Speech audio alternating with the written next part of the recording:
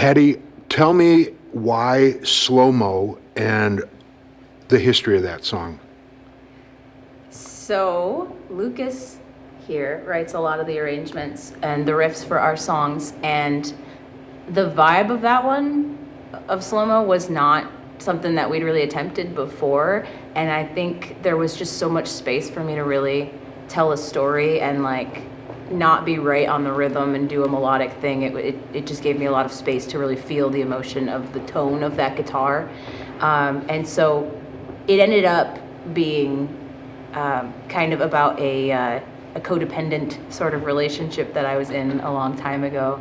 I think that really comes through in the music video too, that it's about like taking those awful times and like making it a part of you and then turning it into something beautiful through art.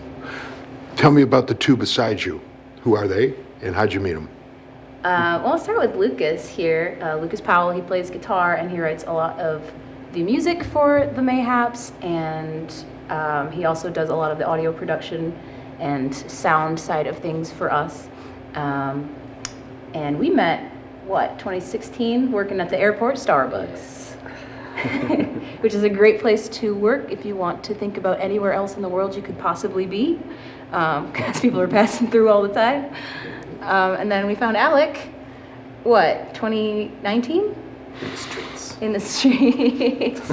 Yeah, so we branded ourselves as the world's tiniest rhythm section because we're very small, but we pack a lot of punch. We were playing with Winnow when we met as their rhythm section. I was playing bass and he was on drums, and I was like, this guy's weird, and he plays really well. I think I'm gonna steal him, and then I did. And now we live together in Nashville. Speaking of bass, you are, I love Geddy Lee and what you do with Rush. How did you, that to me is just, I love that. How did that happen? Your love and working on a tribute band to Rush. Yeah, that's Rush is quite a journey in my life, actually. They came into my life when I started getting into the devil's lettuce, as it were, marijuana cigarettes. And I was probably about 19 years old. Don't do drugs. And I just didn't know you could do that with music. When I was listening to it, was Permanent Waves was the first album that I heard by them, and I think Spirit of Radio is the first track on that, and I'd never heard anything like that before in my life. And then I got really into them, saw them once live on the Clockwork Angels tour at Van Andel Arena, and I named my dog Geddy Lee, and I ended up getting into the bass guitar because we couldn't find a bassist that wasn't already booked.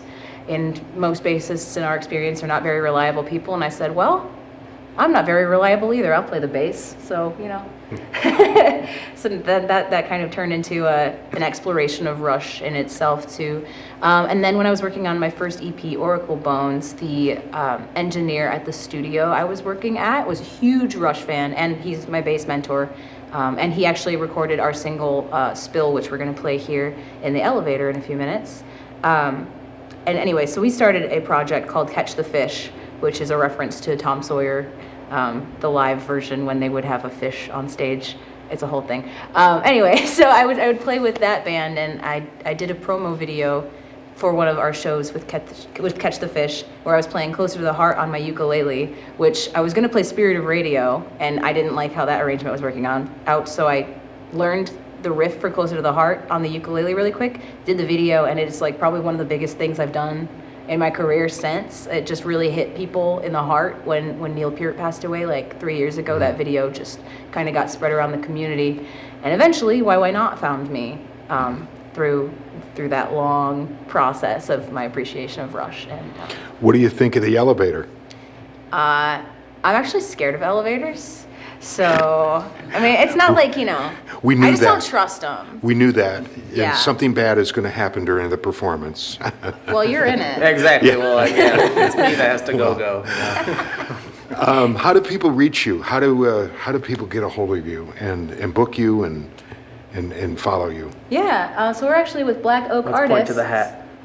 Voila. Thank you for modeling. So we're with Black Oak Artists now. And our agent is Ray Jean Erickson, and she's been great. We just signed up with them in August, and that has been a huge help to our little DIY family here, to have somebody that we trust who's organized and communicative. And if you just go to PerShayla.com, all of our links are there, and her information is there as well. Well, welcome, have fun. Yeah, thanks for having us.